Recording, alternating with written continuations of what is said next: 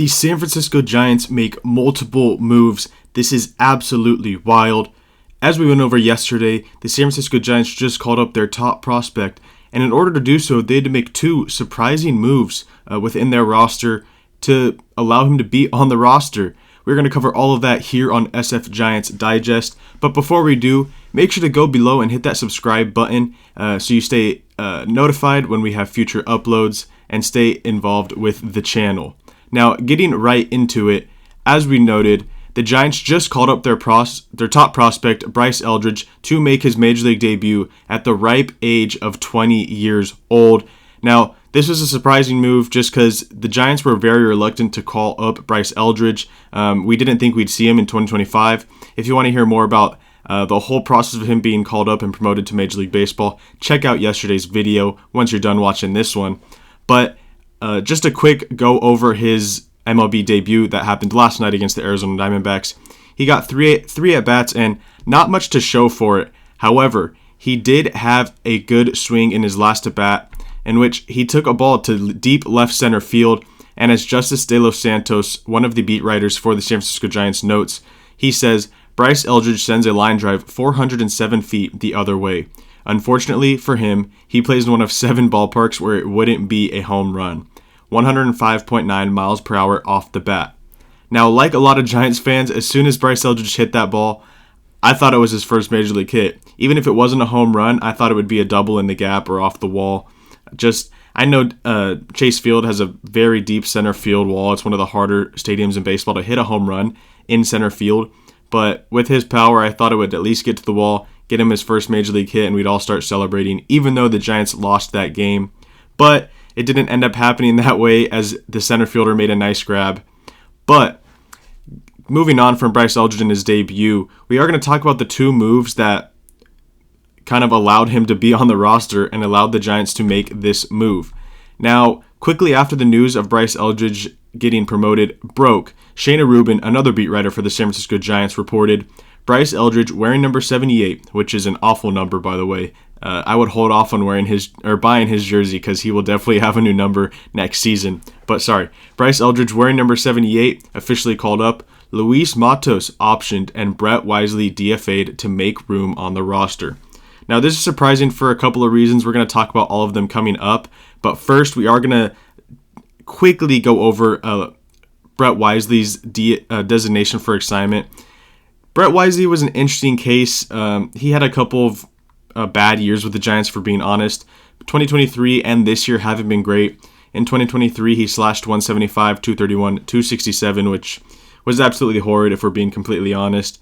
And then this year with the Giants, only 54 plate appearances. He was slashing 208, 269, 354, which he did have a home run, but he didn't get that much run this year. And now with the emergence of Christian Koss as a nice bench bat, there's really no need for Brett Wisely. You could argue he's a left-handed bat who could play a couple of different roles on defense, but with some of the emergence of some of the young guys, Casey Schmidt being your long-term second baseman, as of now, there's really no need for Brett Wisely. He seemed like a picture-perfect player in a Farhan Zaidi regime almost, and now that we've moved on from him and it's Buster Posey, it just didn't seem like there was a future for him in San Francisco, so he is now DFA'd, and we'll see what his future holds. I'm sure a couple of teams will be interested in him on the waiver wire. We'll see what happens in that sense. Maybe he can go to a bad team, if we're being honest, and get some extended run and be an everyday player maybe next year or the rest of this year for the next 2 weeks.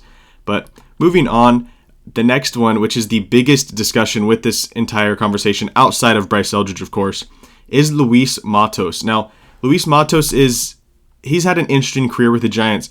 In 2023, he emerged as a top prospect for the team. He was on a couple of top 100 lists and had emerged as a top 5 prospect in the system and was really playing well. And then in 2023, he forced the front office's hand, and this also could have been Farhan Zaidi moving a little bit too quickly, but he made his Major League debut at just 21 years old. After climbing a lot of the prospect ranks, after performing well in the minor leagues, he climbed up and made his Major League debut, which seemed a little rushed, but with some of the performances he had, it made some sense.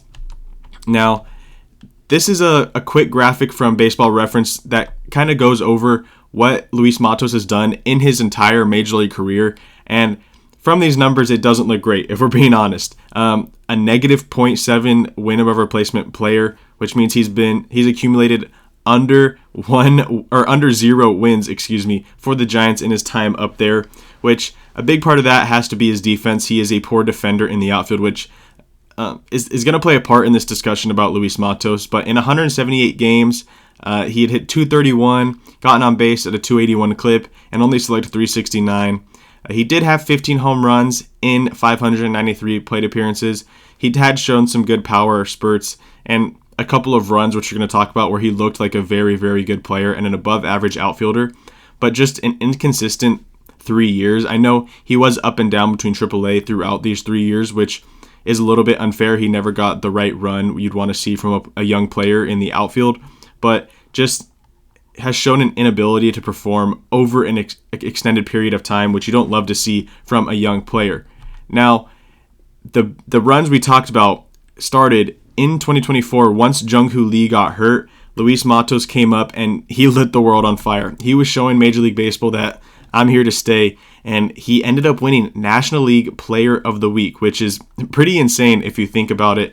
For a guy who had shown some inconsistent run and hadn't been the guy you wanted him to be when he was that, fringe top 100 prospect, he came up and lit the world on fire as a Player of the Week. And a lot of people thought, okay, Jung Hoo Lee's hurt, but when he's back next year, Luis Matos is your right fielder and he is part of the future in San Francisco, but that ended up not being the case.